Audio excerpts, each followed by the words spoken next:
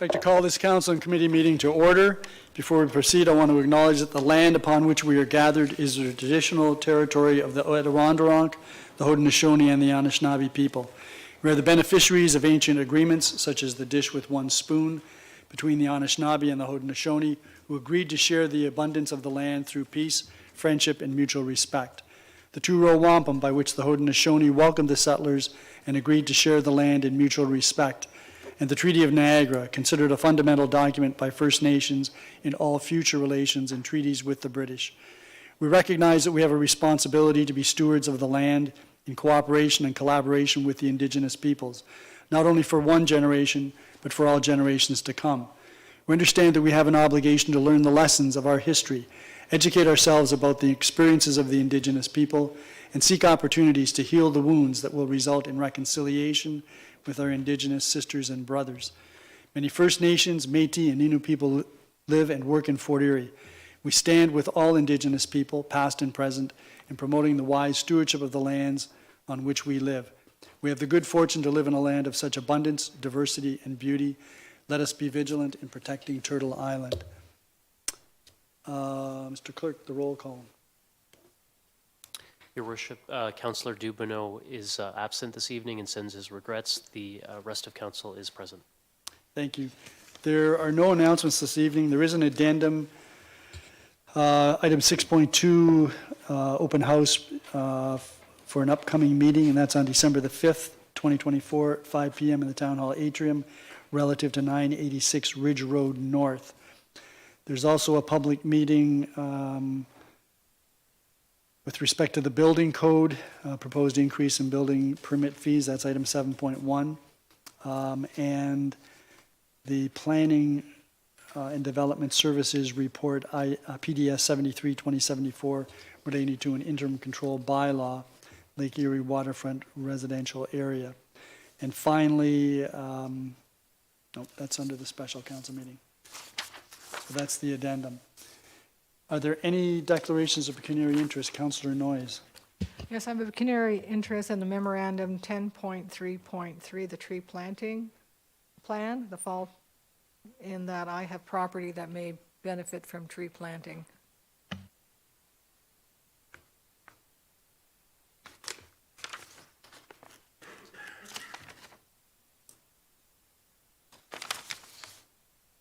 Okay, any others? Then we have some notices of upcoming public meetings. Our budget meetings continue this Wednesday, December the 4th, with the water and wastewater operating budget and user fee analysis.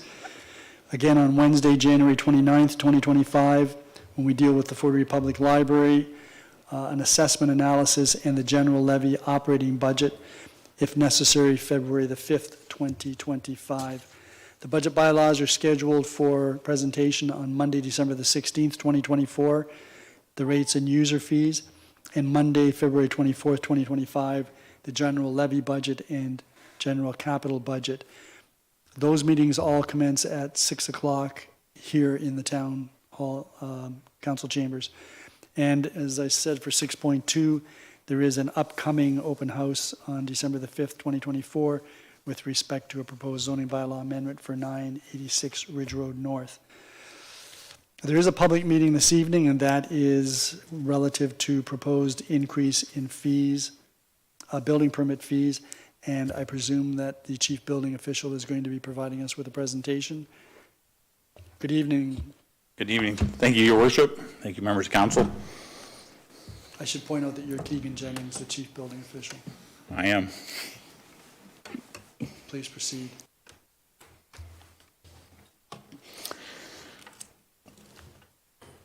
This public meeting is a requirement of the Ontario Building Code Act. When the municipality is looking or considering changing any of their fees, a public meeting is required. Notice of the public meeting was provided in the Fort Erie Observer on November 7th. The advertisement in the paper meets the legal requirement of the notification. In addition to the legal requirement, staff also provided the notice on the town's website, on the Facebook page, and the notice was circulated to the town's frequent builders so that they were aware of this upcoming meeting. Just so you know, to date, no builders have responded to the notification that's been sent to them. So why the fees increases proposed? The Ontario Building Code Act allows municipalities to collect fees that represent the anticipated reasonable cost for the administration of the Act and its regulations. Where the fees collected exceed the budgeted expenses or the expenses for the year, the additional funds are transferred into a reserve account. And when revenues are not sufficient to cover the cost for the year, the reserve account can be used to balance the budget. So in the chart that's up on the screen, as you can see, between 2020 and 2022, the revenues exceeded our budget, and there were some substantial transfers into the reserve account. But in 23, there was a shortfall of just over $422,000, and in 2024, as of now, we are expecting a shortfall of about just under $87,000. 2024, we're not done the year yet. We still have some projects coming in which may adjust those revenues. So in 2022, the town hired BMA Consulting to review the building permit fees and to do a full study on the costs for the department. With that, they presented their findings on April 3rd, and at that time, there was a proposed increase to the fees. With the fee presentation, their recommendation was in the future that the fees receive annual indexing to offset expenses and costs increase that impact the department. So the proposed fee increase for 2024 or 2025 is a 4% increase that matches the proposed user fees that the town will be presenting to council on Wednesday. So the proposed fees are on the following slides. I will note that the non-residential renovation rates, as you see on the third line up there, it says Group A assembly occupancy per square foot. Below that says school, church, restaurant, daycare. So has a rate of $2.19 proposed. Below that has an owner leasehold renovation rate that is proposed to be at $1.11. It's currently at $1.07. I am proposing that those rates not increase. The reason why is our non-residential renovation rates are higher than the majority in the region. So to keep them in line with regional averages, I'm suggesting that we do not have a rate increase on those line items. So that would be the assembly occupancy, the Group B occupancy, the Group D, the Group E occupancy. The Group F can have the rate increase because the industrial rate is lower. It is on the lower side for the regional averages, but the ones I'm proposing not have the rate increase are the Group A, B, D, and E. In 2023, those rates did not increase either. So you see, there's just this is the proposed fees showing the rate increases from 2024 rates to the 2025 rates across the different categories that we use to calculate our building permit fees. So here's an example of the comparison that was done. So on new construction, assembly Group A occupancy types, the proposed fee of $2.19 compared to the current rate of $2.11 a square foot. The regional average is $2.19 or 17 cents a square foot. The regional high is actually $2.99 a square foot. Care and detention, same idea. Proposed, we're at $2.37, where we're at $2.28 right now. It's slightly higher than the regional average, but we're still well below the regional high, which is at $2.90. The residential, which is probably the biggest impact for us, is the most common application fees that we see. We're proposing $1.61, regional average is $1.54, where the high rate in the region is actually $1.74. The minimum fee, we're below, we're proposing $197, where the regional high is actually $287 with a regional average of $200. So it's in line, so just slightly under.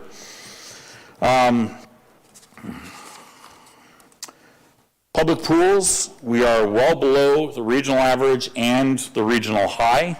We don't get a lot of public pools, so we've looked at this. This rate does cover our expenses and our costs to do those reviews. Cost per $1,000 of construction value, that is where we can't classify a building or a structure that's being proposed. Sometimes we'll get things where we don't have a square footage or a building area that we can easily use, something like a retaining wall. So we will do that based on estimated value of construction. Again, this is rarely used. It's probably only used 3 or 4 times a year. Again, this rate is almost $2 below the regional high, but it is higher than the regional average. So how is this going to impact typical construction for a new house? So what I've done is I've taken the current rates and the proposed rates on a building permit that we've actually issued. So these are the areas that were calculated. So we see the house was 2,360 square feet. They had a garage of 445 square feet, and there was a porch of 123 square feet. So the current rates for the building permit cost on that would be $3,953, and the proposed rate, if it was approved at council, the new cost would be $4,106. It was a difference of $152. When we look at estimated value of construction, we look at a regional number. Everybody is using roughly about $200 a square foot for residential. So based on the value of the size of the house, it works out to $618,000. The proposed fee increase is less than 1%. It's actually 0.02% of the overall value of construction based on the estimated value. So annual increases to the permit fees would be proposed based on the recommendations from the consultant who was hired to perform the fee review in 2022. This is to ensure that the revenues collected through the permit process continue to strive to be cost neutral for the department. Like I said, they would be reviewed annually just to kind of see where we are within the region and if we're actually striving to that cost neutral. Next steps for this. The town's user fee bylaw will include the proposed building permit fee increases. It's scheduled to go to council on December 4th. And with that, the user fee bylaw fee schedule is proposed to be presented to council for council's consideration on December 16th. It is proposed that these fees would be in effect, if approved, on January 1st. This concludes my presentation, and I'm available for any questions. Thank you very much, Mr. Jennings. Any members of council have any questions? Councillor Noyes. Thank you for your presentation. In regards to the 4%, the indexed amount, is that related to like the cost of living increase, or like how do we get the 4%? Why is it not 3% or 6% or whatever? How do we get to the 4%? I'm going to ask Mr. Jansen to respond to that, please. How do we get to the 4%? Mr. Jansen. Yeah, through you to Councillor Noyes. On Wednesday at the Council and Budget Committee meeting, we'll have both reports, CBC 02 and CBC 03. 02 is the fees and charges report for 2025. And in that, we talk about some of the additional pressures on the town. And during budget planning, we referenced 4%, which is a combination of a number of different indices that are relevant for the town. So we are proposing those to increase at that 4%. Thank you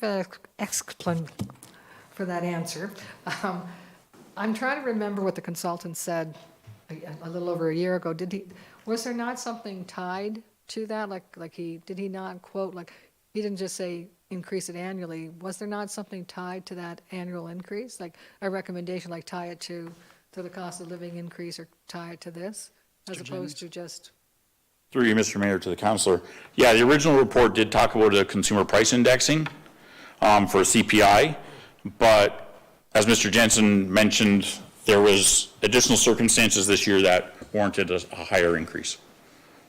Now, hearing that, okay, so it was tied to something we've chosen to not follow. What would it have been if we chose to follow the consultant's recommendation? Through you, Mr. Mayor, I believe that was 1.9%. Mr. Jansen, do you know that? And I believe it was 2.9, Oh, but I'll 2.9? have to, Okay. yes. I'll have to verify that, though, yeah. Councillor Noyes. And I guess we'll wait till Wednesday for more information. Thank you. Right. But that does beg the question, why wouldn't we have a report tonight? We've got the public meeting. Why wouldn't we have the report before us this evening so that we can ask the questions rather than wait till Wednesday? Is that something, Mr. Jansen, you can respond to? Yeah, the building permit process is a bit unique annually. You may recall that we do bring it forward separately. So the timing is such that we tried to bring it forward so that the fees are in place for January 1. And as Mr. Jennings noted, the intention for the building departments is that they be full cost recovery. So that's why we do bring this forward with different legislative background and so on. But yeah, the timing is a little earlier, just in terms of this being the last meeting and trying to have that in place for January 1. No, my question is, we have a public meeting right now. We don't have a report. We're going to have the report Wednesday. Seems to be a little out of sync, but maybe that's something we can follow up with the clerk to see whether we would have all the information before us, because some of the questions that Councillor Noyes has asked may be referred to in the report. I don't know that. But are there other questions by members of council? Councillor Lewis. Thank you, Your Worship, and thank you for the presentation. One question that I had was, in a couple of the slides, it mentions being over the regional average, and I'm just wondering if you could maybe talk to us about what would make Fort Erie in some of those cases cost more for development. Through you, Mr. Mayor. It's hard to do regional averages on some of these rates. There are municipalities that have flat fees. Something like accessory structures, some do it based on a square foot, some do it based on a flat fee plus a square foot charge after. So to actually figure out a square foot charge is difficult. That's probably one of the bigger factors. So when we actually look at the averages, we're actually not going across maybe all 12 municipalities. Sometimes we might only have to go across 10. So. Okay, and actually I'll leave my questions for staff afterwards, but thank you for the presentation. Councillor Flagg. Thank you, Your Worship. Based on some quick numbers here, even if we do raise this 4%, we still won't be at a cost neutral with respect to this. Will there be something in the report that will indicate where we're going to make up some of those shortfalls? Through you, Mr. Mayor. The permit activity is the big deciding factor on our revenues. So as we saw between 20 and 23, we've seen a huge spike in permit activity, which showed that we had a surplus in revenues. So as permit activity increases, our revenues increase. Those are the things we can't forecast at this time. We're going based on judgment. We're always hoping that we're going to get busier and the town continues to grow, and then that will continue that offset. Thank you. I appreciate that answer. Councillor Noyes, I'll go back to you. I guess I'm looking at this 2.9%, which is what the consumer price index and what the consultant that we paid for recommended. And hearing Councillor Flagg, I think if I would add the last 5 years, we're still ahead of the game in regards to that. So I'm not quite getting why we're not following the consultant's recommendation. Say, well, we have to, building fees, obviously they have to pay for themselves, but you're taking 2 years out of 5, and the other 3 years, we were ahead of the game. So I'm just wondering why we would not stay with the 2.9. Because, like, I mean, the money goes back into the reserves or comes out of the reserves. So we're still ahead of the game. Mr. Jennings? Yeah, just looking at the past 2 years of permit activity, that we've had this slowdown, that we're not, speaking to our builders, we're not seeing this forecast of a super busy year next year. So we know that next year is going to potentially be another shortfall in our revenues. So if that happens, all we do is deplete the reserve, and if we continue on that road, that reserve is going to be depleted. Councillor Noyes? Thank you for that, but, okay, so let's say that we have a really successful year and we're ahead of the game, okay? We have money to put aside to put into reserves. Will we then not increase it by 2.9% as the consultant recommended, or will we say, oh, well, we've made money this year, we don't need any increase, so then we're not going to increase it? Or is it just always going to go one way? Through Mr. Mayor to the councillor. No, I think that's part of the review we do annually, is to look at that and to say, where did we come in this year for our revenues, and what is our projected permanent activity in the following year? If it's going to be a busy year, and we've been talking to our builders, and we know that there's, new subdivisions coming online or big projects coming forward, we would look at that and say, you know what, it doesn't warrant it this year. We might not do the fee increase even though the consultant is recommending it. Okay, thank you. Councillor Lewis. Thank you. And I now remembered what my other question was. When you mentioned engaging with the contractors and that there'd been no response back, maybe you can walk us through, what do we do to try and engage on a regular basis with builders and contractors? Because I'm assuming the department does do regular contact with, or how does that communication work? Through you, Mr. Mayor, to the councillor. Yeah, open door policy for sure in the department for all of us. Contractors reach out to us for a variety of issues. Where there are things that are going to impact the operation in a whole or how things are being done in Fort Erie, we do a mass email out. We do letters, we've done bulletins in the past. We've also worked with the chief building officials of Niagara Group to have communications more on interpretation or bigger department, I don't want to say limited to Fort Erie, but regionally to say we're changing the way we're doing things or we're adding these new regulations. One example recently was the introduction of radon mitigation. We've had correspondence with the regional health, talked about radon mitigation, and we had conversations with them, meetings at C-Bond. We ended up having a meeting with the builders that we brought a radon company in to consult, had an open conversation with them, let them know. We gave them lots of time to plan for it, and we had lots of correspondence with them. So, Thank you. you're welcome. Any other questions? This is usually for councillors, but Mr. Jansen, you had a question? Sorry, I just wanted to add a couple things, if I may. One is that Mr. Jennings was correct. I have too many numbers floating around in my head this time of year. It was the 1.9.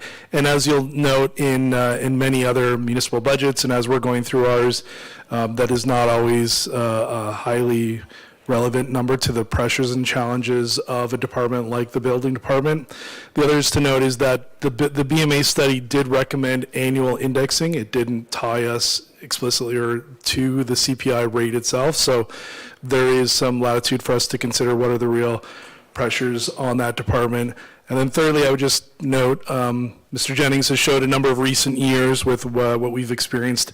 I know in the, I think the first 5 years that I was treasurer, so we had a cumulative building department deficit of over $1 million. So it does go to show how, it's not an exact science of determining the fees. Benchmarking these fees, because they are highly comparable, is important, but the volumes and other factors do change year to year. So there's a whole host of different factors that we do look at in coming up with fees. Thank you. Mr. Jennings, I thought you mentioned that there were some increases that you were not recommending. And you mentioned Group F, Group A, whatever. The chart, though, that's on slide 5, shows an across-the-board increase of 4%. In response to that, Mr. Mayor, the chart was preliminary. We got those done, put on there, so that has been corrected for the report that's going on the 4th. Those rates have been changed. Why wouldn't we have that tonight? I just didn't get it changed in time. It got changed over late before the agenda got out. Okay, so we'll have a clearer picture when we have the report. Yes. Which in my opinion, we should have had tonight, but that's just my view. Okay, thank you very much, sir. Yep. All right, so then that takes us to the consent agenda. We've got a couple of items there. Does anyone want either of those items dealt with separately? If not, can I have a mover for the recommendations? Councillor Lewis. So the consent agenda is on the floor for any questions or comments. Councillor Noyes. Yes, on 8.1, the CAO 17, the Land Committee meetings, that's the recommendation in regards to Church on the Beach. my question is, we're not going to allow it on long weekends, right? That's not going to happen. The dates are specified in the resolution, and the third would be a long weekend.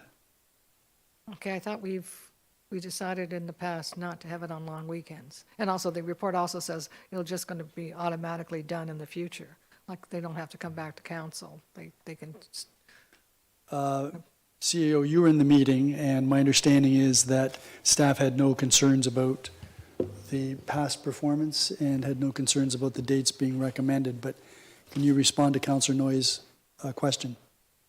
Sure, through you to Councillor Noyes. Yeah, so we did have the discussion at Land Committee, and last year the request was made and town staff had some objection to allowing the long weekend. I think it had to do with the amount of traffic that might be coming onto the beach before the church had suspended its service. And we agreed that we would do a conditional approval last year and that we would monitor it on that August 1st weekend.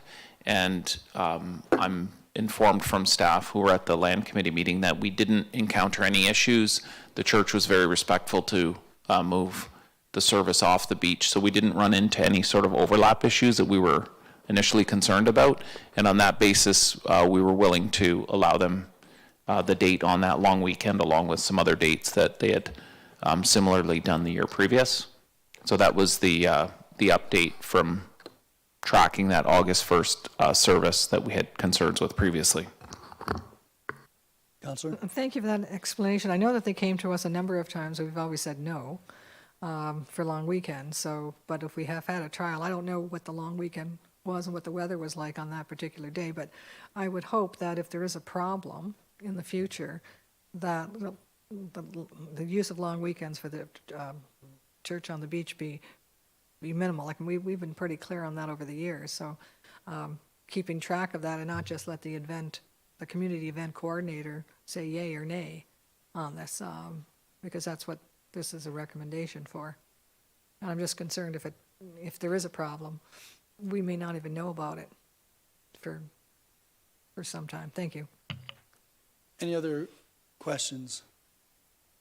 So with respect to CS 11-2024, I had a couple of questions, and the first has to do with the, on page 5, there's a reference to why the sale of land, buildings, and equipment is going to be under budget. The revenue will be under budget, and it says, makes reference to limited staff resources. What would that relate to, Mr. Jansen or CAO?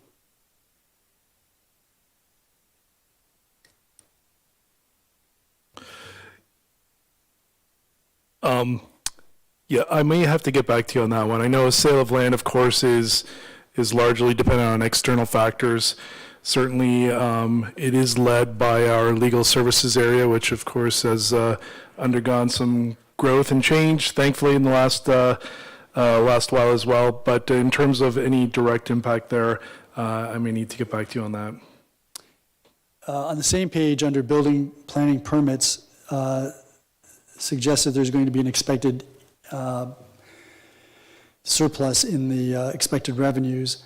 The presentation we just received suggested that there was going to be maybe a shortfall. So is your report here more accurate, Mr. Jansen? In the case of that, I believe it's the commentary was more indicative of revenues rather than total net performance for the building department, but I'm refreshing myself as well here. What Keegan would have been sharing would have been the overall net revenue impact of year-to-date 2024 operations. And just for clarification, this suggests that the building permit revenues are utilized to enforce the building code, but I presume that they're utilized to enforce any aspect of construction, so any aspect, whether it falls under the building code or whether, as an example, we caught somebody utilizing our sanitary sewer system without authority, that would be part of our enforcement and would be paid for out of these building permit fees? Yeah, it would capture a number of areas, and Director of Planning may wish to comment on that, or Ms. Keegan Dewar, here. did you, Your Worship, I'll have to get back to you on that one. I'd appreciate that. On page 7, there's a reference to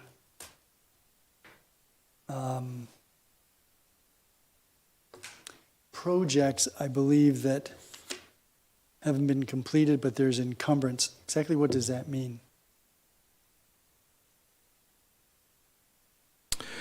For our corporation, what we do is if there are commitments to projects with funding in place in the current year budget, if there's a commitment or there may be other circumstances where we allow that funding to be encumbered. So even while the invoicing or work may not be completed, that would in accounting terms be an accrual because we had incurred the cost. But in the case where we've made a commitment and the works are not done, we will encumber that funding to the future year so as to not rebudget that.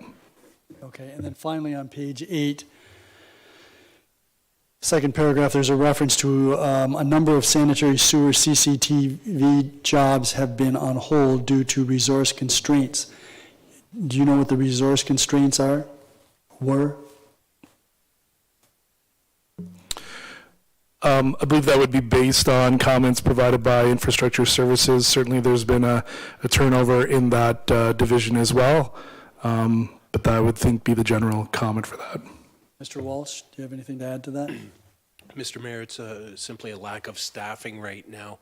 The CCTV and the trenchless technology programs are very personnel intensive. There's a lot of things to figure out before we can issue a contract. The staff responsible for that has a number of competing priorities that seem to change from day to day. So, CAO, is this the type of work that could be contracted out? Because we know that historically, the municipality pays for a lot of groundwater through the region's sanitary sewer treatment plants, wastewater treatment plants. Are these projects that could be contracted out so that they can be addressed, so that we can not only A, save money perhaps, but B, expand the capacity of our system? Because we know that in certain areas, particularly in the Garrison Road catchment area, we have concerns. Through you, I'm going to refer the main part of your question to Mr. Walsh regarding the resources, because I know in some cases we can oversee those contracts. In other cases, we're still relying on internal staff to oversee the projects, even if there's elements of project management outside. But I'm going to turn it over to Mr. Walsh. But I guess from my perspective, we have had some discussions about prioritizing these types of projects, and I think your point to the looking at those projects that would mitigate losses in the system are a priority to council, and we've had many discussions about that. And so that was one of the areas of focus for the 25 capital budget, was to focus on those projects that we're going to see some return on as a priority. So I'll turn it over to Mr. Walsh for some additional comments about the project management. Mr. Walsh? Thank you, Mr. Mayor. What we're doing is somewhat of the opposite of what you've suggested. We're looking at a group of simpler projects rather than the CCTV program and the relining program to hire a contract project manager to get those done. And then we will take the project manager that was in charge of those linear projects and assign them to the inflow and infiltration projects, so that we can get some concentration on that and hopefully satisfy both council and staff's desire to reduce the amount we spend on I&I. So my understanding is that there was about $1.3 million budgeted for wastewater trenchless repairs for 2024. We haven't been able to get at that yet. Any idea when that's going to occur? Because to me, that's, as I said, opportunity for us to A, save money, B, expand our system capacity. Early in the new year, sir. How early? Not to put too fine a point on it, but how early? Do I sound anxious? I think Without confirmation, I think we're looking at a February 1st or so transfer of duties on that. Okay, thank you. Councillor Noyes? And I don't have all the information on this, and my memory may not be right. In the capital budget that we did last week, I think it was last week, was there not capital equipment budgeted for the CCTV and also other leak detection equipment? Was it not in the capital budget? Mr. Walsh? Through you, Mr. Mayor, we do have leak detection equipment planned to purchase for our water operations staff. The relining is more of a function of the engineering department and very personnel intensive. What was the second part of your question? Well, I think you've probably answered it. Basically, Okay. like we're getting more equipment, Well, that's for water. but for water, but it's all connected in my mind. T-bone's connected to the thigh bone. Okay. But having said that, Mr. Walsh, when we establish our budgets, we have some idea, I presume, what the resources necessary are in order to move forward with those projects. So when we're doing our 2025 water and wastewater budget, we'll have a similar number of projects, and I presume that there's an eye on what resources are going to be necessary and that they're in place in order for us to be able to do those projects. We did not bring a budget forward that we don't think we can complete. Okay. So then during the course of the year, there were some factors that arose that created some impediments to getting, as an example, the trenchless projects going. Yeah, we'll go back to resourcing on that. A lot of the trenchless projects that were closed were not legacy projects, but a little older. And the focus of those projects, like the older ones were aimed more in the Thunder Bay neighborhood. That's not the impetus for pressure right now. As you've correctly stated, the pressures are on our Garrison Road sewer and those in the Catherine Stewart sewer shed. So we're changing our focus and trying to be a little more nimble in the rollout of that program. Thank you. Are there any other questions with respect to either report? If not, I'll call the question. All those in favor? None opposed? That is carried. That then takes us to corporate and community services, and I gladly hand the chair over to Councillor Flagg. Hi, thank you, Your Worship. Corporate and Community Services now in session. I am happy to introduce Manager of Corporate and Community Initiatives, Brad Branham, for her report.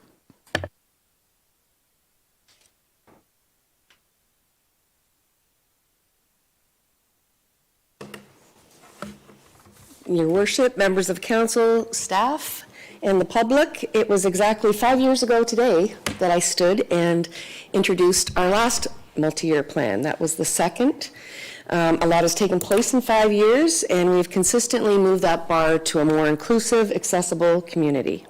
I'm here this evening to provide an overview of the third multi-year plan, and the annual status update report was received by council in October 2024.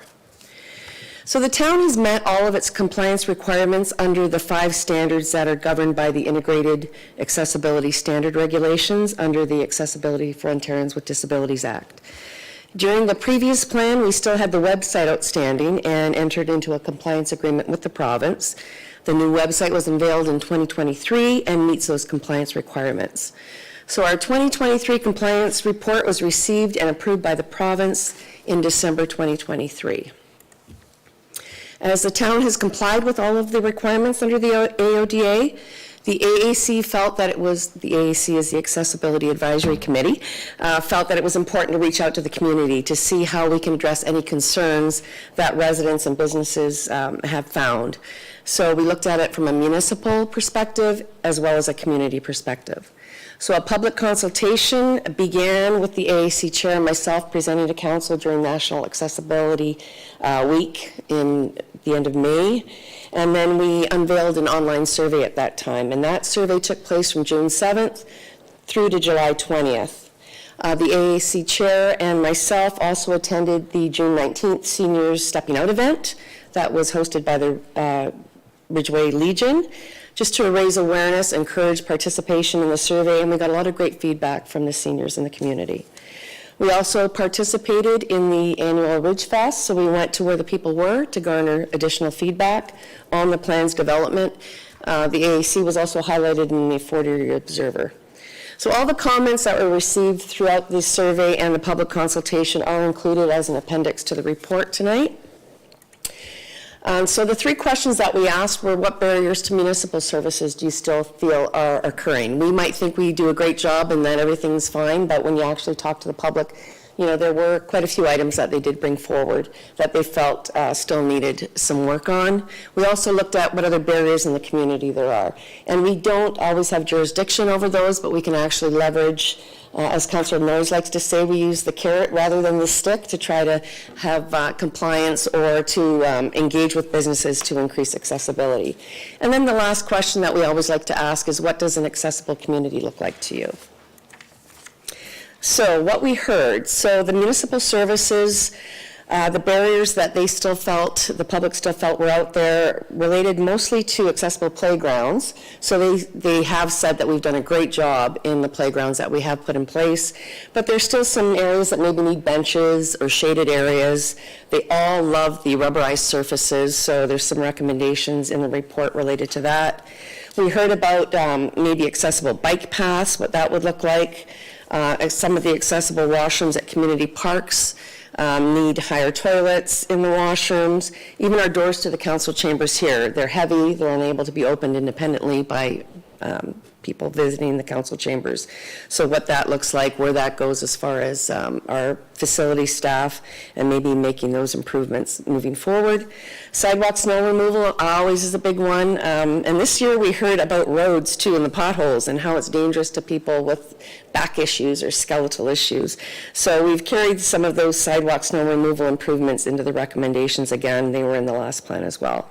The extension of time that the beach mats are left out. So those beach mats have been so welcomed by everyone that uses the beach. So not just someone with a disability, but mothers with strollers, people that, you know, don't want to walk on the hot sand.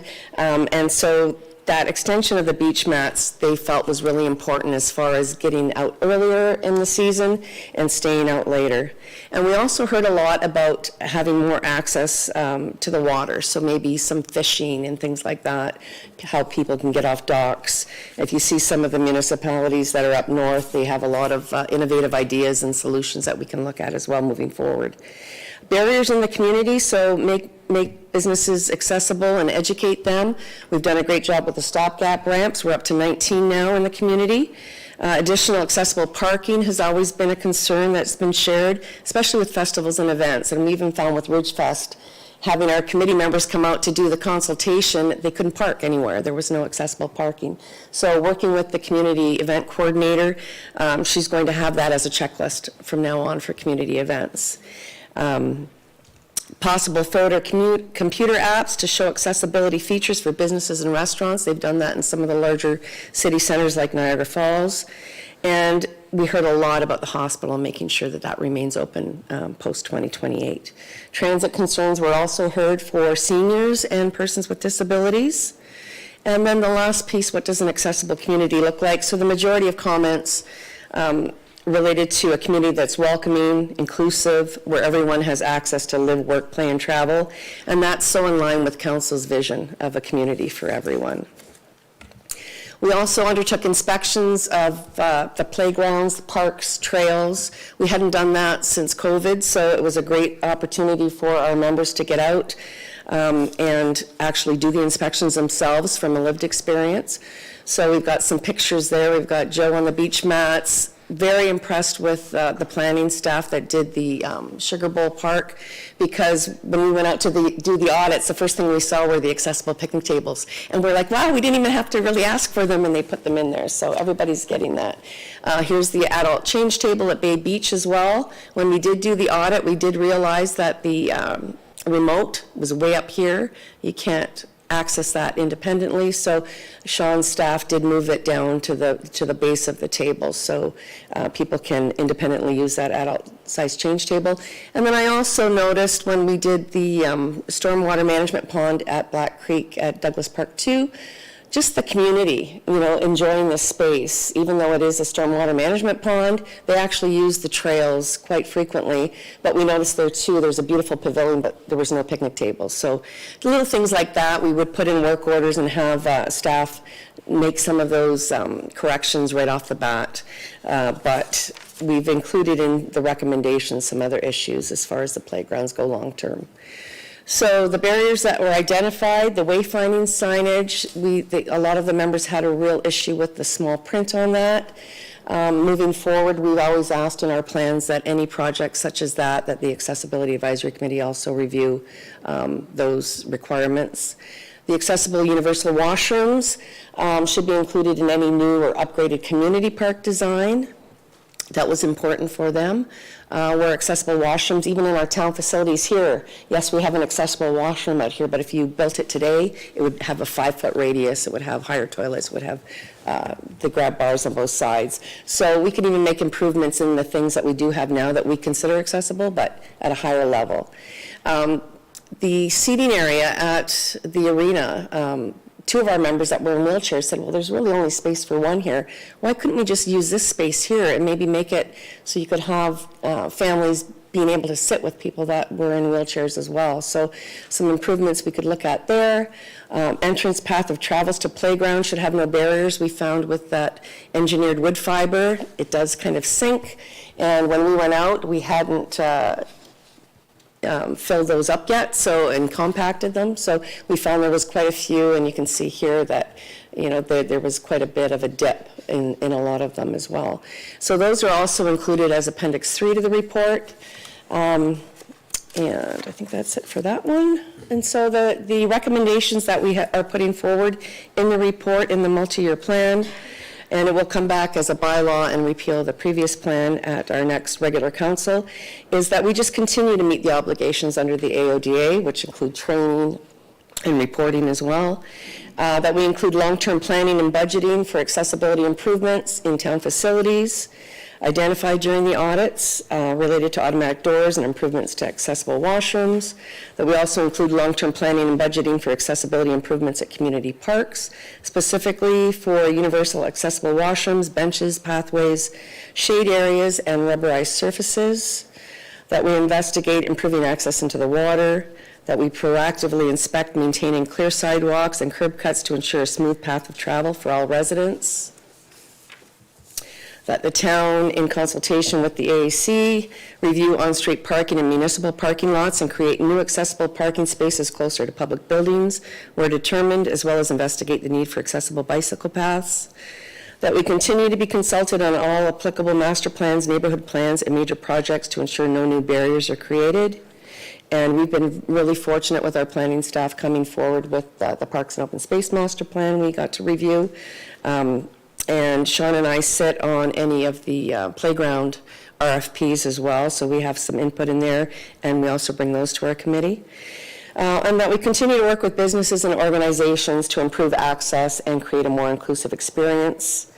One thing that the committee wants to look at in 2025 is to lead an awareness campaign, so we are going to look at accessible parking spaces that get blocked either by vehicles or people just not understanding that the hatch marks are actually for people to unload and load into a van, and barriers that are created when sidewalks are blocked. And that the town acknowledge the work being done to create a more inclusive community on an annual basis during National Accessibility Week.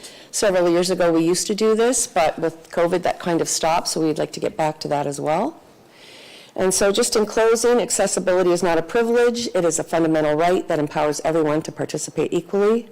Tomorrow is International Day of Persons with Disabilities, so our annual Christmas meeting is tomorrow night, so we'll celebrate that as a committee tomorrow.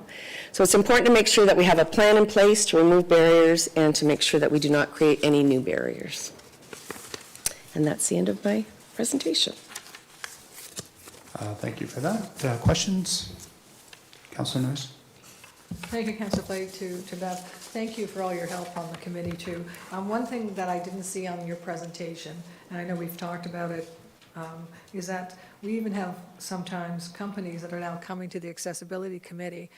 For instance, Airbus actually asked the committee to come and review their building and give comments on different things so they could meet their standards in a few years. And I think we had about 8 members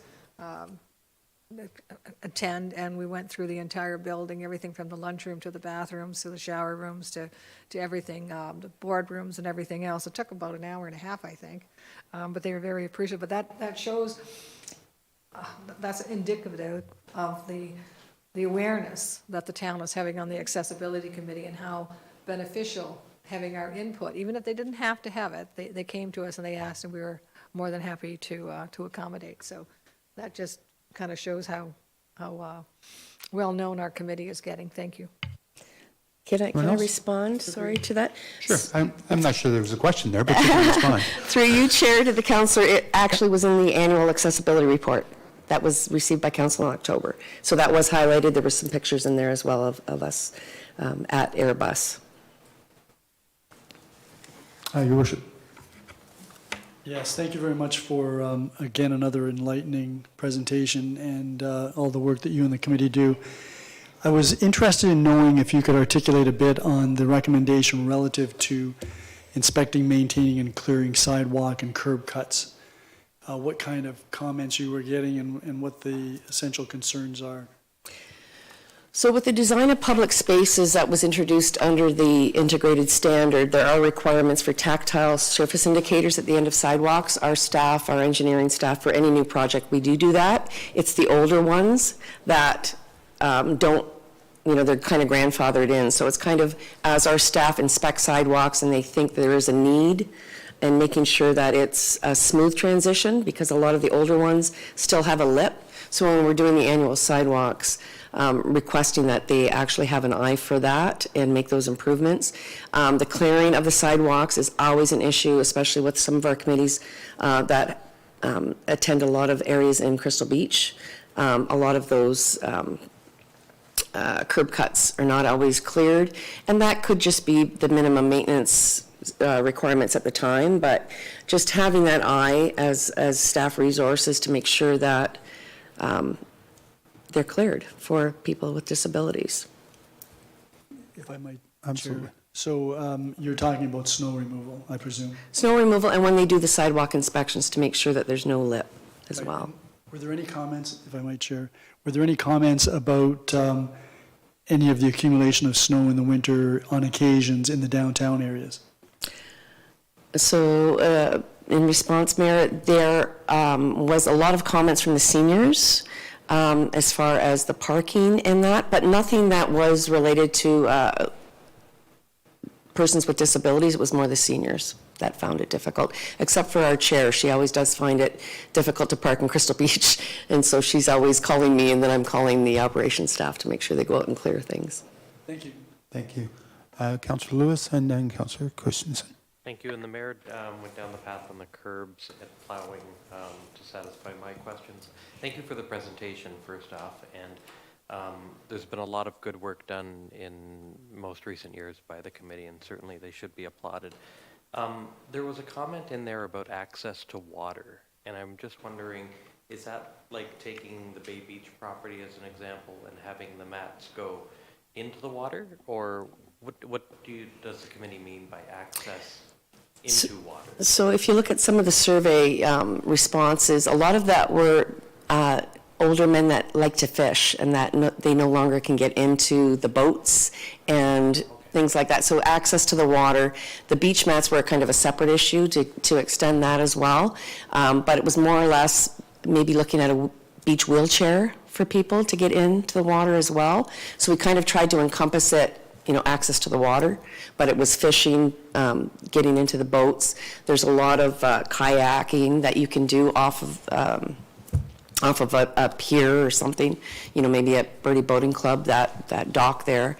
But how do you get into the boat, and then how do you transfer out? So there's a lot of innovative things that they do more up north that we could look at.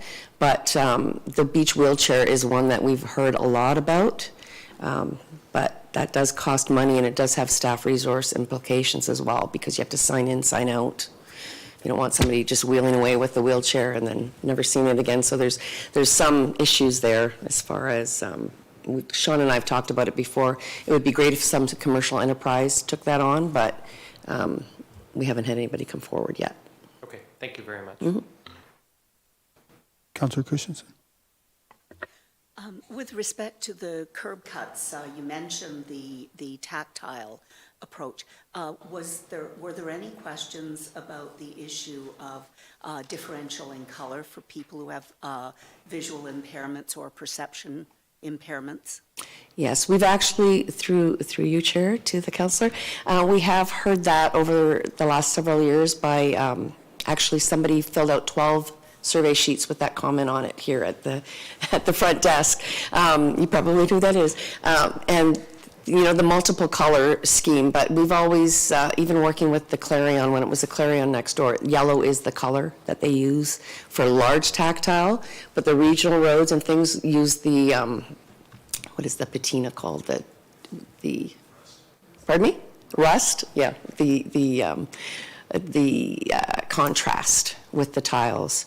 And so, but there were comments on painting curbs and things like that, but it's not really, some people have color blindness, so that is found to be the most appropriate, the yellow or the rusting.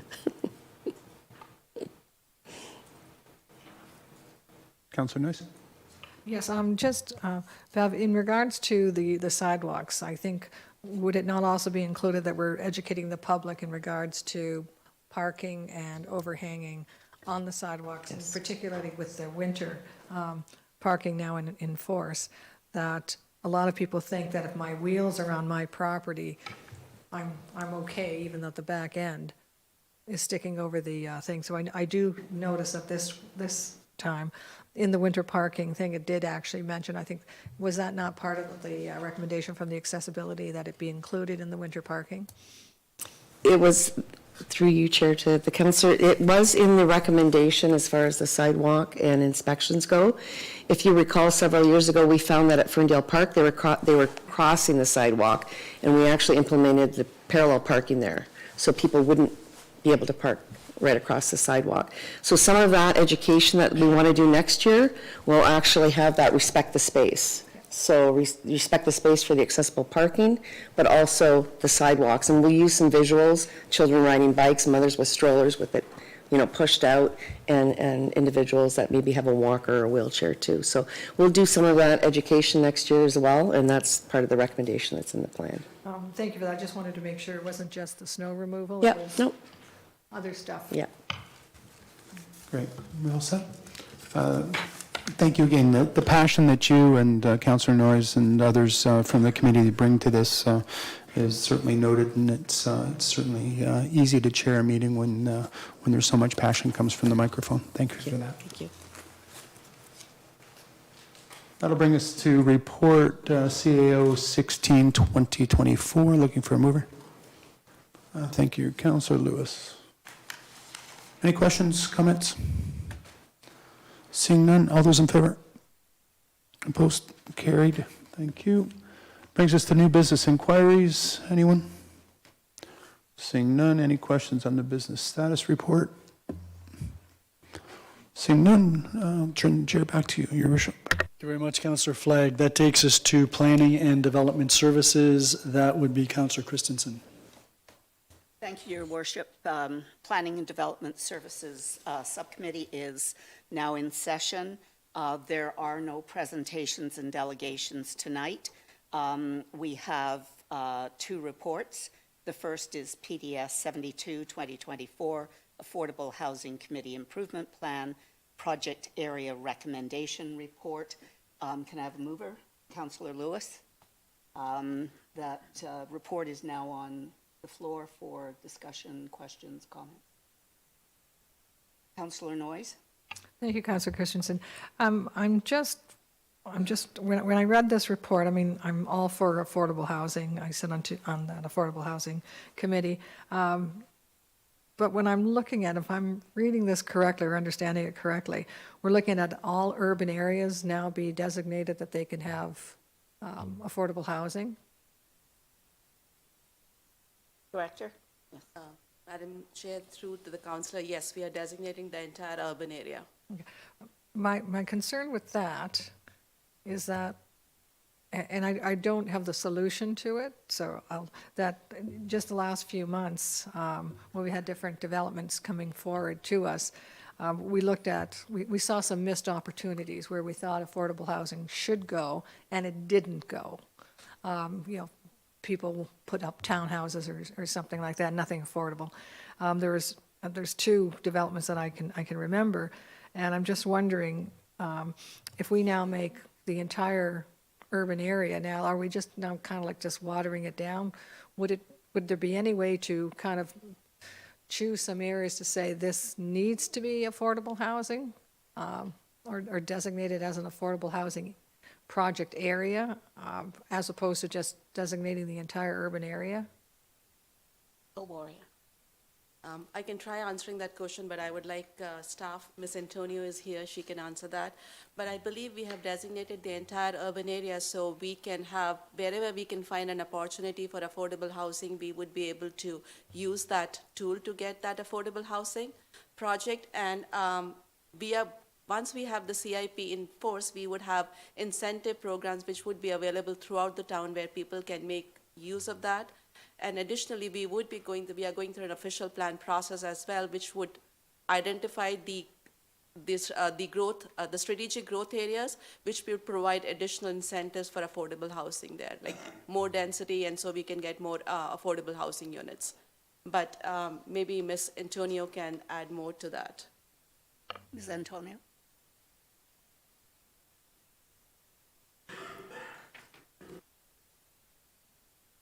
Your Worship, through your worship to Councillor Noyes, the intent of designating the whole urban boundary as a project area is to widen the scope in order to incentivize and encourage that development throughout the whole town.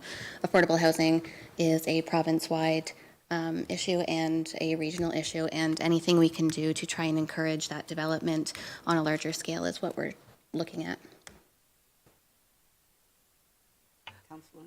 Thank you for that explanation. I do appreciate the rationale behind it, but is there any municipality in Ontario that basically says, okay, all urban areas are now designated as affordable housing areas, project areas, like CIP? Through your worship to Councillor Noyes, so in order to establish the CIP, we first have to designate a project area. And I believe there are the municipalities locally, St. Catharines, Welland, have affordable housing CIPs. Larger, Hamilton is currently looking at one, Sarnia. So in order to establish that affordable housing CIP, we first need to designate that project area. And I thank you for that. I do understand that there's other municipalities that have areas, but do any of these cities that you recommended have all the entire urban area is now considered a project area for CIP? Through your worship to Councillor Noyes, in response, yes. Okay, thank you. Are there any further questions? Can Ms. Antonio sit down? Yes, would you That was it's my okay. Thank you for your response. Yeah, you can sit down. Yeah, that was my question, but I'm going to support this because I think it is important to have the entire urban area boundary, simply because people that live, we all know that this is a municipality that's made up of a variety of areas. And people that live in Stevensville, as an example, may want to downsize if they're older. If they're young people, they may want to get into the market. So we have a need for housing there, but we have a similar need in Crescent Park, in Old Town of Fort Erie, wherever we are. So I'm going to support this in terms of the designation of the entire municipality. I did have a few questions, though, with respect to the draft CIP that's part of this report. And the first one had to do with the definition. So I guess maybe this is where Ms. Antonio has to come back. Sorry. Ms. Antonio. This is also an opportunity for you to do some exercising this evening. Sorry about that, because I expect that she'll be able to answer these questions.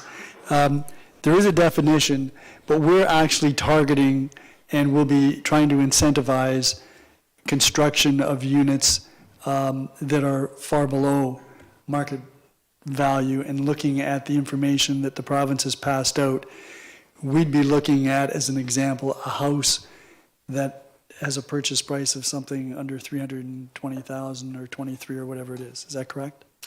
In response, Your Worship, the province came out with an affordable housing bulletin in June. That would be the handout you all see before you. These thresholds were developed in response to what affordable housing looks like in Fort Erie and should be. They're far below what you'll see on the market in Fort Erie currently. Staff are of the opinion that it might not be of interest to developers, homeowners. The values are quite low.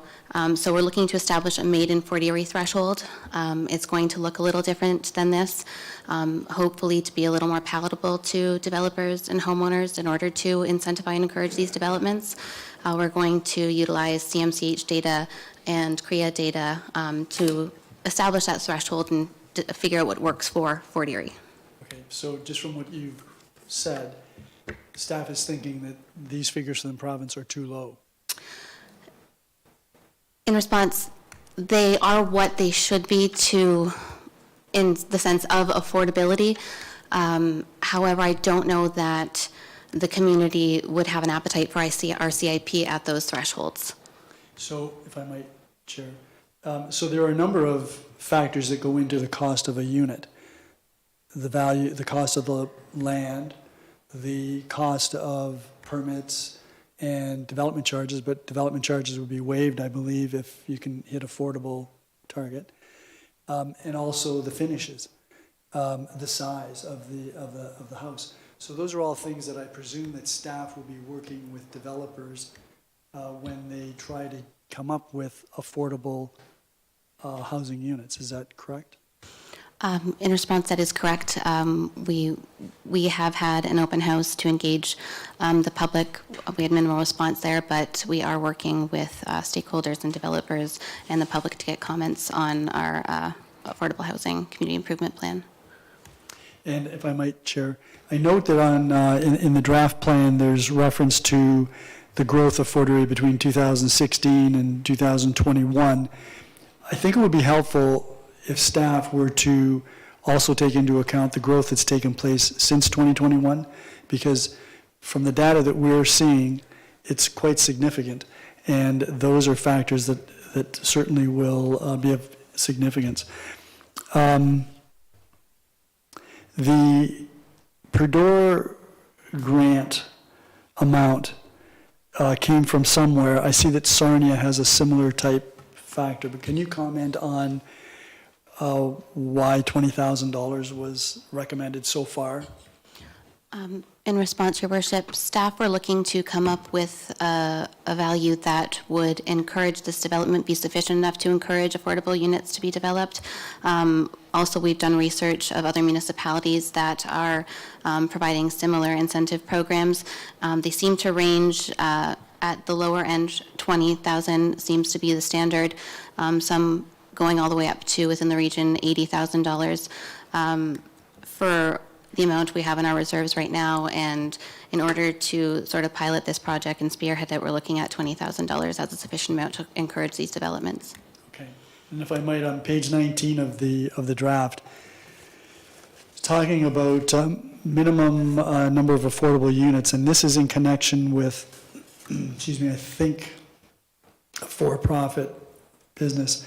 But the formula is something like minimum number of affordable units, minimum targets, 20% of all new rental housing is to be affordable, and 10% of all new ownership housing is to be affordable, or one affordable dwelling unit, whichever is higher. Does that mean that if I come in and I want to build one unit, I could qualify? But if I want to build 10 units, at least one of those, 10%, has to be affordable. In response, we are looking, yes, to encourage more affordable units. But I'm not really sure I understand the question. You're saying if you come in with a larger development that... It's 10%. 10%? I don't know, that's what this right. Yes. is asking you. Oh, okay, sorry. I didn't draft this, I'm just trying to get clarification. So if a developer comes in and has a proposed development of 193 units, we would be looking at trying to get 10% or 20 units of Yes. affordable housing. Correct, yes. But if an individual comes in and says, I can sever my property and build an affordable unit, that could also qualify, because Yes. it's 100%. Yes. Because it's one. Okay. And then finally, near the end, there's a reference to the target. What is the target? What are we targeting? What are we trying to accomplish with this? If you can provide that. We obviously want affordable housing units, but what is the target? So the target is to provide additional dwelling units, affordable housing units within the town of Fort Erie in order to address the shortage that we currently have that is affordable for our members of the public. But I guess we're targeting not only homeowners to develop additional dwelling units, whether it be for a family member or to supplement ownership, to supplement their mortgage, but also developers in larger scale developments, or to encourage and incentivize more energy efficient building costs in order to encourage these affordable units to be developed. Thank you very much. Thank you, Ms. Antonio. Are there any more questions? Then I'll call the question. All those in favor, you can sit down. Yes, thank you. All those in favor? Okay, carried. The next report is the interim, is PDS 73-2024, the interim control bylaw. And Councillor Lewis, okay, moves it. So that report is on the floor for questions and comments. Your Worship? Yeah, I just had a question. I think this is very timely. I had a question about whether consideration was given by staff with respect to an area along the Niagara River, because the area from Central Avenue, Bowen Road, maybe over to Thompson Road, is within the urban boundary, has a number of parcels of land, some of which are 100, 120, 180, 200 feet or more wide, and some of them go 3, 4, 5, 600 feet deep. And I'm just wondering if consideration was given to that area as well. Ms. Deloria, would you or one of the staff want to speak to that? Madam Chair, Mr. Hare is here. Right there. Good evening, Mayor and Council. Yes, we did look at those areas along the Niagara Parkway. A lot of those areas that you refer to are in the Bridgeburg secondary plan, as well as the official plan does actually sort of define what a vision for this area is along the Parkway. Whereas the areas along the lakefront, there is no real vision for what it's supposed to look like. The areas along the Niagara Parkway are dominated by single detached dwellings on large lots that are currently serviced by private sanitary sewers. The lands shall be zoned in a manner that reflects the existing character, brackets minimum frontages of 60 meters, even if municipal sanitary services become available. So there is a little bit of policy there that guides what that area is going to look like. Okay, so then in essence, this is something that's already been somewhat anticipated, and there doesn't appear to be a need to take action in conjunction with the official plan update. Don't want to put words in your mouth, but is that what you're telling me? The easy answer is yes. Sorry. Oh, sorry, the mic turned off, it looks like. It's on. Oh, okay, now it's on. So as the official plan, yes, we would like to ask for an interim control bylaw to sort of not necessarily stop all development along the Lake Erie waterfront, but to limit it to what the current zoning bylaw allows for, with some exceptions of those that have draft plans to continue going through. Those that want to put a little accessory structure or a deck, they can go through that process. If they need a minor variance, they can get that, as well as short-term rentals as per the recent official plan and zoning. But what we're asking today is to put an interim control bylaw in place to sort of limit that growth to that to what that is, so we can do a little bit more investigation as part of the official plan to sort of scope what we want that waterfront area to look like going forward. Just one more question. Is this entire area that's designated on Appendix 1, which is the location map, is that entire area serviced with both water and wastewater?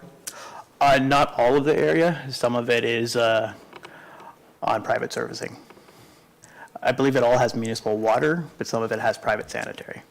So that in itself would be an impediment for, or could be an impediment for some development? Again, infrastructure could always be improved as we move forward, as well as after the official plan is done through the region, the town will be looking at our servicing. Okay, thank you. I'll call the question. All those in favor? Carried. Thank you very much. We now move to new business inquiries, and we have a number tonight. 10.3.1 is a memorandum from Ms. Antonio with respect to the incentive for resident intensification along the Garrison Road corridor. Like that, we get a mover. That we should be receiving? Through you, your mayor, there's no action required this evening, but if council wishes, they could move to receive it for information. Okay. So I'll move to receive it.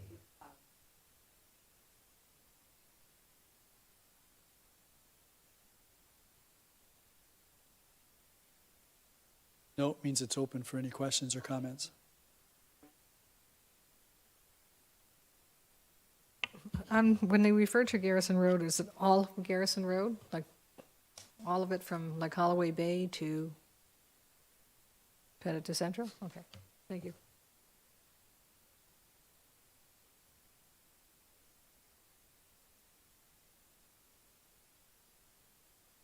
And we vote on receiving it.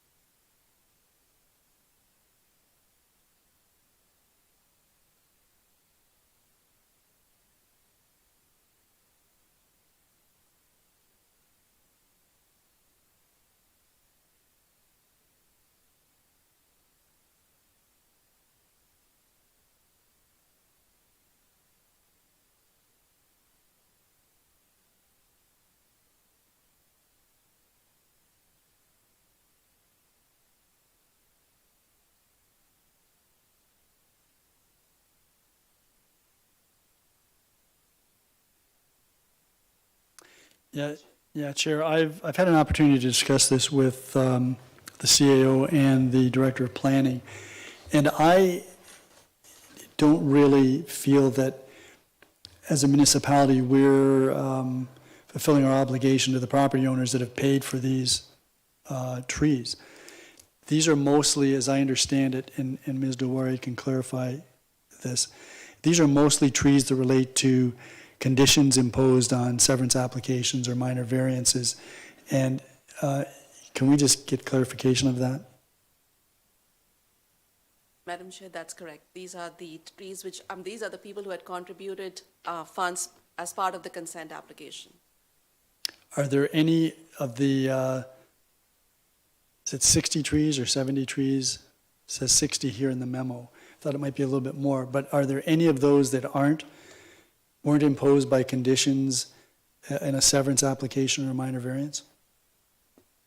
No, through you, Madam Chair, all these were related to a consent application, all of them. Okay, so then the concern that I've got is these are trees that should be going on these parcels or in front of these parcels, and people that own those parcels would have paid for them through their severance application.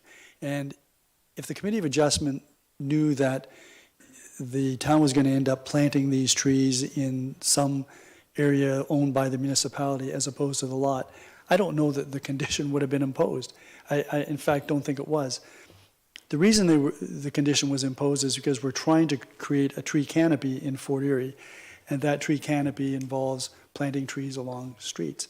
So I don't really support the idea that we would identify a location or locations owned by the town and then plant these trees. I think what we should be doing is notifying the people that have paid this and letting them know that we're going to be putting up a tree. Maybe to ask them, you know, what kind of tree within a certain selection, and whether they want the trees on the municipal property or whether we can plant them in their front yard. If they want them in their front yard, I think that's actually better than on municipal property, because we know that if they want them on their front yard, they're going to take care of them. So if we need to give direction to staff, that would be the direction that I would be inclined to provide, rather than us take this fund of money and then plant these on municipal property elsewhere, which is great. I think that's helpful as well, but I think that should be part of an overall plan.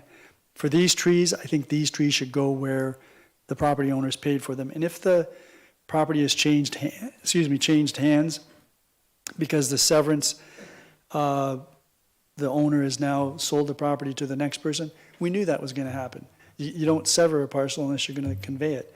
And so I really don't think that that's an excuse for us not to follow up with whoever owns the properties now and find out, A, is there a tree that you would prefer, and B, your parcel or on the municipal property out front. Can you just comment, Ms. Dilwaria, with respect to the feasibility? Madam Chair, we have already issued the fall planting, and first of all, I would like to go back to the consent application. The way the condition is worded on the consent application is that the municipality would try to put the tree along the municipal road frontage, but if for some reason we are unable to do that, it can be planted elsewhere in the town. So we are within our legal rights to do that. Second thing is about the urban canopy, whether we are adding trees, and I understand where council is coming from.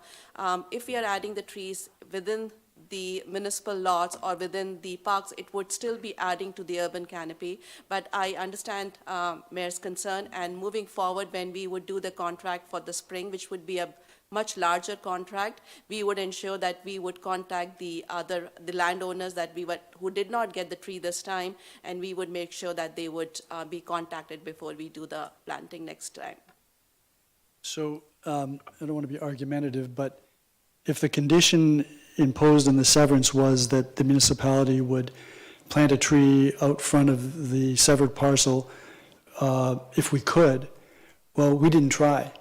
We haven't tried to do that. We haven't really followed up at all. And so I think that that's a condition that really was, from our side, wasn't really given the consideration that was necessary. If the director is suggesting that these 60 trees will be planted, and then next spring we'll come up with another 60 trees and consult the property owners, I don't know that it makes much difference, but my view is, and I don't know the majority of council, but my view is that these 60 property owners should get a tree, pure and simple.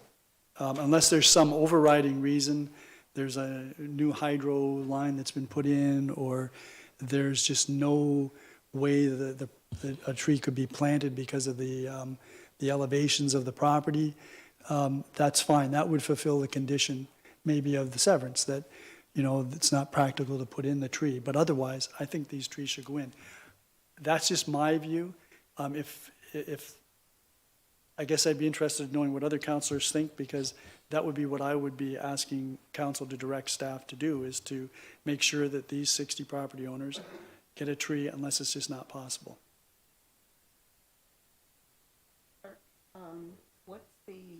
Should I be asking the mayor to make a motion, or?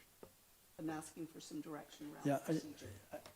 I will do that. I just wondering if there's any support on council. I guess I'd find out if I moved it. That's what I thought.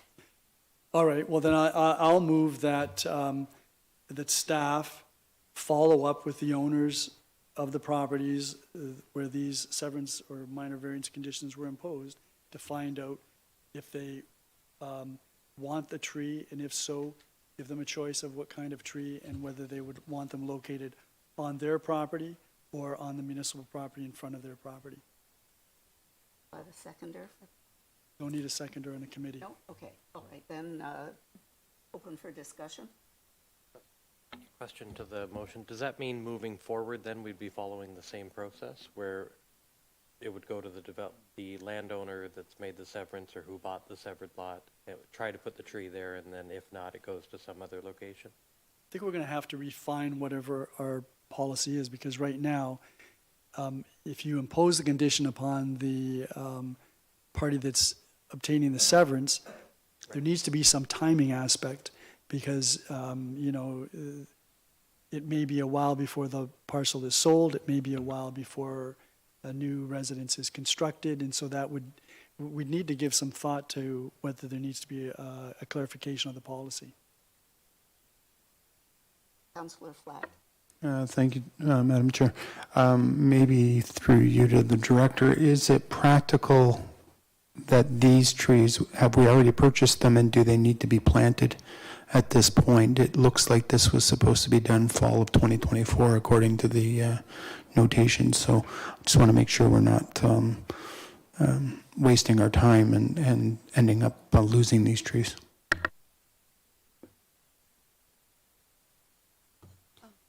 Madam Chair, we have purchased those trees and they would be going into the town's parks for the fall planting. But moving forward, like I said, we can definitely contact the residents, and in spring, we'll be contacting these 60 residents that have not received the tree, and we should have been contacted before planting. We'll make sure we would do that. And further, I think Mr. CEO has something to. Thank you. Through the chair, it's a bit of a follow-up on the suggestion that's been made by the councillor in front of me, but I think what we could do is move forward. I think in the interest of time, we have an RFP out for a fall planting. We're running short of the ability to get those trees in. If the 60 trees are planted, I think the intention of staff was really to try and accelerate some of the tree planting that's, a backlog that predates Ms. Dilwaria and the staff in the department. So in an effort to try and get caught up, I think the 60 fall planting was trying to move that process forward. If there are properties within those 60 where we have the ability to plant them, we can always substitute those in the spring planting or as we go forward, because I know some of these go back in excess of 10 years. So as we're going through those files, we may encounter some areas where we just aren't able to plant the trees where we initially intended, or somewhere else. But I think the 60 trees in the fall planting at least starts to get us moving forward in the right direction in terms of the tree planting, and we can certainly follow back on those 60 properties and include them in the spring planting if if it makes sense. Yeah, so I mean, I'd be happy to amend my amendment to specify that would take place in the spring round of plantings. I just want to make the point that the planting of these 60 trees shouldn't be considered to be the 60 trees that were imposed by severance or minor variance conditions, because that just, I think, confuses the area. So I'm looking at this is an extra 60 trees. It doesn't really, in my view, take the responsibility off the staff for the 60 trees that were originally compelled to be planted through the severance and minor variance processes. So I would amend mine so that it's clear that the 60 that I'm concerned about would be part of a spring 2025 second round of plantings. I think that addresses Councillor Flagg's concern, and mine as well. Are there any comments? No, I agree with Mr. Mayor. We would make sure that those 60 trees would be planted as part of spring program. So, I'll call the motion as amended. We call All in the favor? amendment. Call the amendment first. Oh, call the amendment, okay, call the amendment to the motion. You got that? I do, and I apologize, Mayor, you can clarify, I was just trying to write it quickly, that council directs staff to follow up with the property owners related to the severance applications to determine where they would like a tree planted. Sorry, the first one was whether they want the tree planted, the location of the tree and the type of tree, and that this be considered for the spring 2025 planting. Right, and it's not just severance, it's also minor variance applications. So, call the question then? All in favor? Carried. And now call the motion Receive this as amended. to receive this as amended. All in favor? Carried. Okay. We now get to the business status report. Are there any questions or comments about the business status report? None being said, I declare this meeting, so I apologize, I didn't see your hand, so. No, you haven't, Noyes? you haven't mentioned new business inquiries yet. You've jumped, it's not actually on our thing, but, Oh, more new, okay. Are there any more new business or inquiries? Councillor Noyes. thank you. In regards to our tree bylaw that we passed, what about a year ago, 8 months ago, whatever, how much revenue has been raised in regards to, that we've collected in regards to trees that are being taken down and not being replaced by the person taking them down? Ms. Dilwaria can. Madam get- Chair, I don't have that answer Yes. right now, but I would be able to get back to the councillor with that information. Do we have even like a ballpark? I don't Well- have that information, but I can get back to you. I can send a memo to the whole council explaining what is the revenue that we have collected. I don't have any numbers. And I guess if I can add, if you're going to do the revenue, also how many trees we're going to be planting, because that's the whole purpose of the tree planting bylaw, is that if when we collect money, if someone's not going to replant their tree, we collect money, so we're going to replant their tree. So how many trees under the tree bylaw, separate from the consent and the variance applications, are we expected to plant? And what is the time frame for replanting these trees?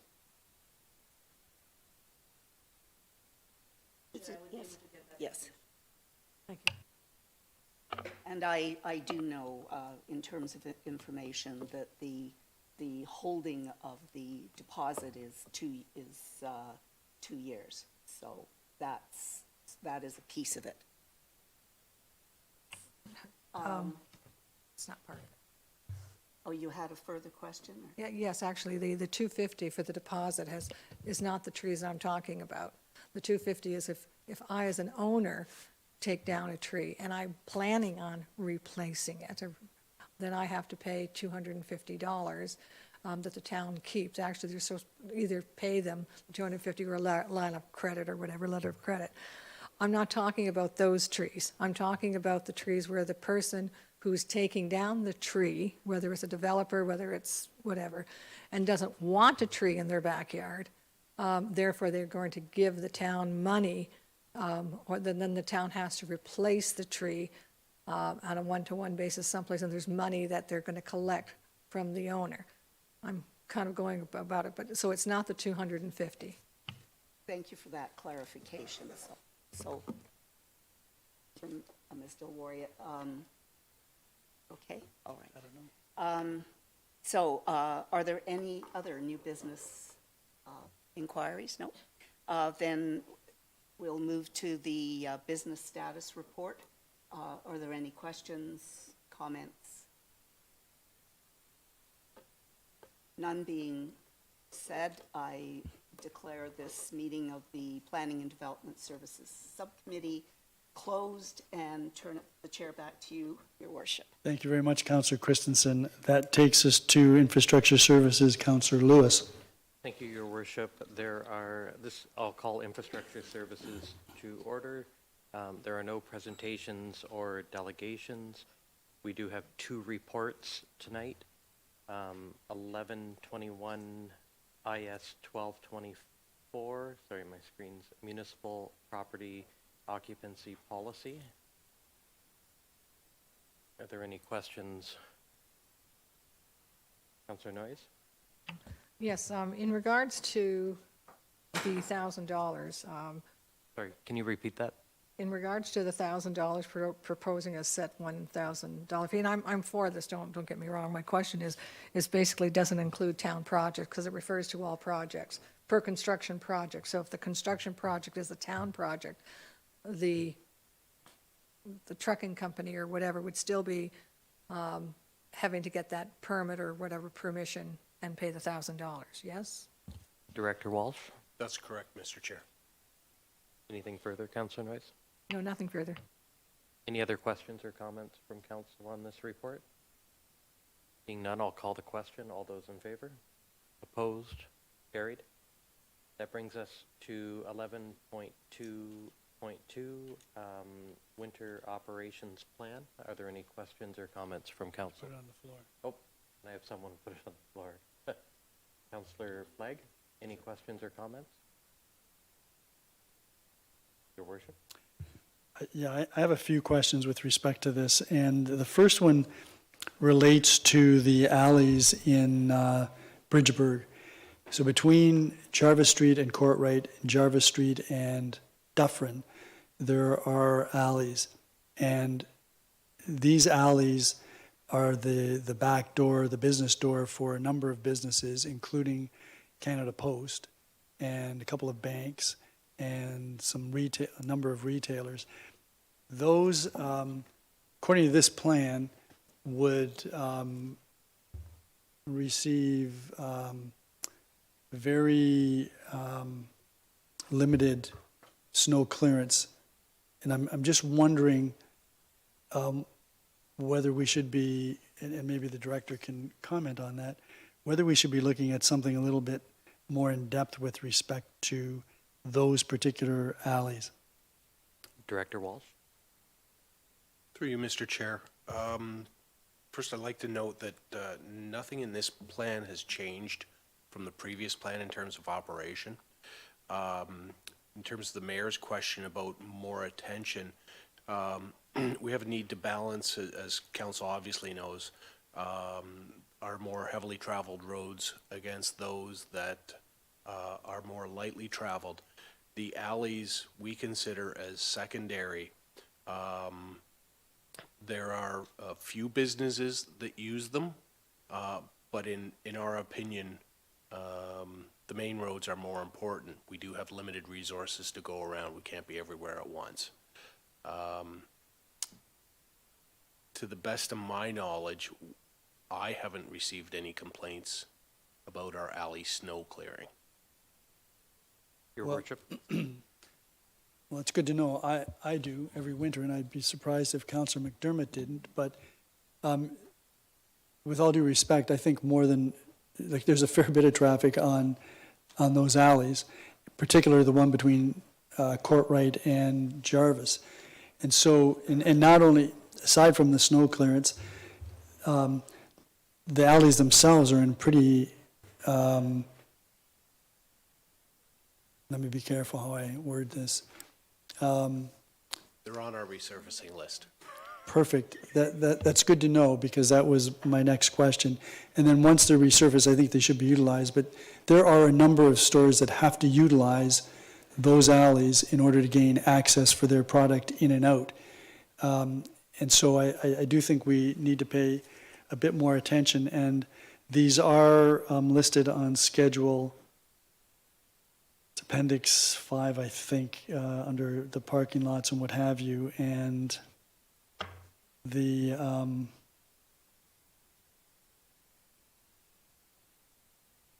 so there's got to be 8 centimeters, but I think it's 48 hours or something of that nature. In any event, I had a concern about that, and I'm not necessarily confident that that's going to be adequate. I had a couple of other questions.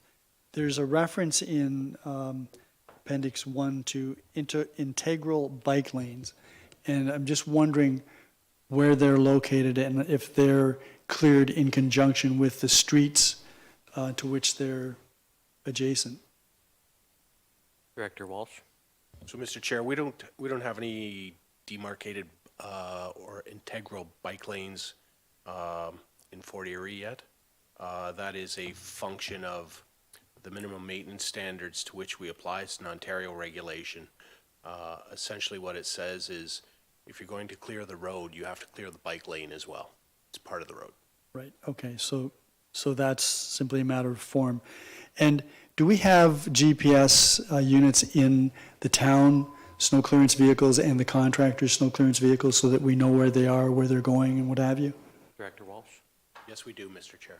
Okay, so we're always able to respond to a call that said, my street didn't get cleared. We can say, well, according to the GPS in the plow that's allocated to that area, this is the time that plow went by. Mr. Chair, we receive those calls quite frequently, and that is exactly how we respond. Exactly. Can we be assured that based on this policy, that the walking webs for the schools are all given a priority to other sidewalks? Director Walsh? So, Mr. Chair, that's in contradiction to previous practice in that the BIAs were receiving primary focus. I think it's tough to balance right now. We try and get the BIAs done by 9 a.m. To do the entire walking web, which is sidewalks within 800 meters of a school, by 9 a.m. Or to focus on the school walking web first would be to the detriment of the sidewalks in the BIA, I feel. Sidewalks in the BIA, there's a limited number. We can get them done before business opens. That's the attempt. And then we weren't going to get all the sidewalks done in the school area anyways by 9 a.m. So the focus changes after the BIAs are done. Your Worship? Is there smoke coming out of my ears? I'm thinking. Yeah, I get that, and I know that the BIAs want to make sure that their customers can get to their stores. I think it's also equally important that children are able to get to school safely. So I think we need to keep an eye on that. And the final question that I had was with respect to accessibility, and we've heard from the accessibility report that clearance of snow is important to at least seniors. And we have a standard that the snow has to accumulate to a meter in the downtown areas, I believe, before we clear them out. What mechanisms do we have, if any, to ensure that people parking their vehicles on a street in a BIA will be able to get to the store on the opposite side of the snowbank? Director Walsh? Through you, Mr. Chair, what mechanism do we have to ensure that? We do not have a mechanism. Is that something that we can consider? Because I know that people who are agile can climb over, and push down snow between their vehicle and the sidewalk on the other side of that. And when we have a lot of snow, it does accumulate quite quickly. But I'm wondering, is that something that we can at least consider in terms of how we address making sure that, it's all well and good to have the sidewalk in front of a store cleared, but if you got to climb over a 2.5-foot snowbank to get to it, that creates challenges. So I'm thinking we need to maybe keep an eye on how we manage that. Is that something that we can consider? Director Walsh? Yeah, Mr. Chair, I'm thinking about the three BIAs, and I know we do, I'll start with Jarvis. It's recently reconstructed successfully. We have a number of crosswalks in there that will allow people to walk up the street along the cars to access it. There's also, and this applies to all the BIAs, a number of cross streets at very close proximity that we do clear to the curbs there in the curb area where they can walk to the corner to get in. I appreciate your concern, Mr. Mayor. I'm not sure we want to, or we can, make cuts into the bank successfully. I can see stores saying, that operator got a cut, where's mine? Yeah, so I'm not, no, and I think you've hit the point, but, if you get out of your car on Ridge Road in downtown Ridgeway, there's not a lot of latitude for you to walk down the street to get to Hibbard or Cutler, and so I guess the solution would be maybe we've got too high a height for the accumulation of snow in a downtown core before we try to clear it out. And that's, I think, what I'm suggesting we maybe should be looking at, because that can create problems, especially if we get prolonged period of snow and, maybe a meter isn't the right height. Maybe it should be something much less than that. Director What it Walsh. would be, I don't know, but I'm just asking that there be some consideration given to that. Mr. Chair, I appreciate the mayor's concern. We will keep an eye on it. I would like to add, though, I've been employed with the town for 11 years now, and I think there have been 2 winters, and it was quite a while ago since I've been here where we've had a snow clearing exercise. So I'm not sure. Well, I'm not sure it happens that frequently. Back And in I your don't day, think letting the snow melt is a strategy that I'm in favor of. And, we had a lot of snow in a compressed period of time last winter, and some of the snowbanks were quite high. I don't want to bang this drum too much further, but I'm just wanting to make sure that we're cognizant of the fact that this can be a problem for a fair number of residents. So for those who are watching, snow is coming. We're passionate about the snow. The director is, I'm hearing, going to look into it and take it into consideration. Are you satisfied with? I am, yes, thank Your you. worship, thank you, Director Walsh. Questions or comments? Councillor McDermott. Yes, this is to Mr. Walsh. I have normally a problem every winter with the other alleyway, the alleyway that goes from the old church down the back of the Jarvis Street.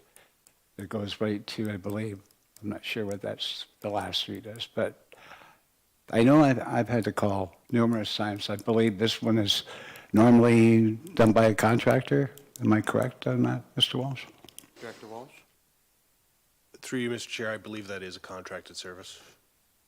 Okay, because the big deal with those folk is most of them only have one area out. They don't have the benefit of a front street, so they have to come out the alleyway to go to work. So I don't know if there's 8 or 10 houses down there that way and they're pretty heavy hitters on the phone. They're pretty good. So I get my fence rattled quite a bit during the winter storms with regards to the alleyways. So if, just kind of keep that in mind for me, I'd appreciate it, Mr. Walsh. Director Walsh, any comments? Noted, Mr. Chair. Yeah. Thank you. Any other questions or comments on the theme of snow and winter control? Seeing none, I'll call the question. All those in favor? Opposed? That is carried. Any new business or inquiries by members? Your worship. Yeah, just a question. The director gave us a bit of a glimpse as to what the road resurfacing list might look like. And when will that be prepared and completed by staff, presumably before the tenders go out, so that there's some indication of what a bidder would be looking at. Director Walsh? Mr. Chair, that list is completed earlier in the new year. We are in the final throes of our biannual road condition investigation that allows us to set our new priorities. Okay, thank you. Thank you. Any other questions or any other new business or inquiries by members? Seeing none, I will go over to the business status report. Any questions or comments from council? Seeing none, I will turn the chair back to you, Your Worship.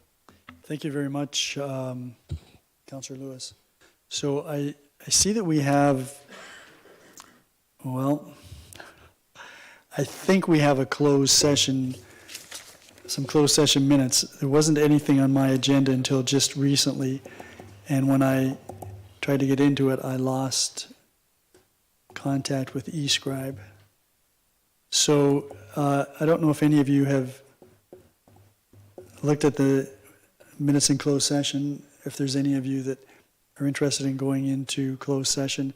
I'm thinking that that should be deferred until the next regular council meeting, which is December the 16th.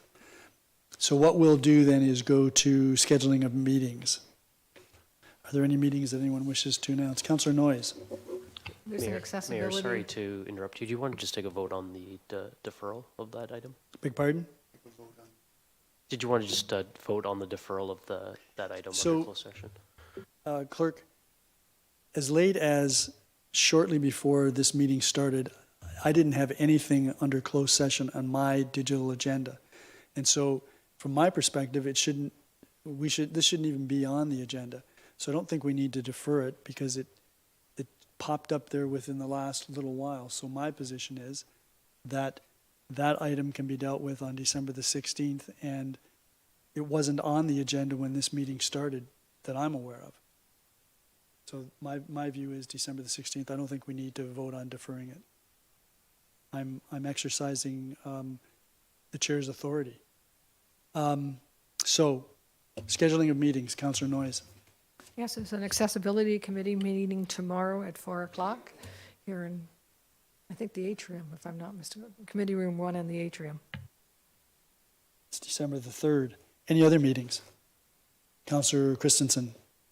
Yes, there's a Planning and Development Services Business Subcommittee meeting tomorrow at 3:15, in one of the committee rooms. And on Wednesday, December 4th, there's a Senior Citizens Advisory Committee at Douglas Heights Senior Center at 10 a.m. And in the evening, 5:30 p.m., the Ridgeway BIA is meeting at the Crystal Ridge Library.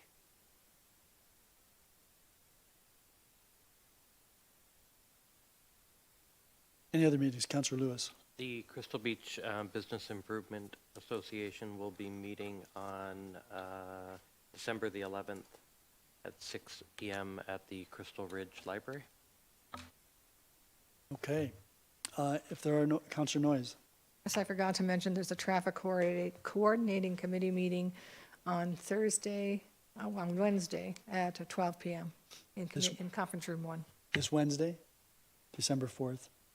And that was at 3 p.m.? What's at noon? Excuse me, sorry. If there are no other meetings scheduled, then who would like to move that we adjourn? Councillor Christensen. So we're adjourning to the next regular council meeting on December the 16th at 6 p.m. All those in favor? None opposed, that is carried. Mr. Patton, do you want to have an opportunity to close out this meeting before we start the special council meeting? Okay.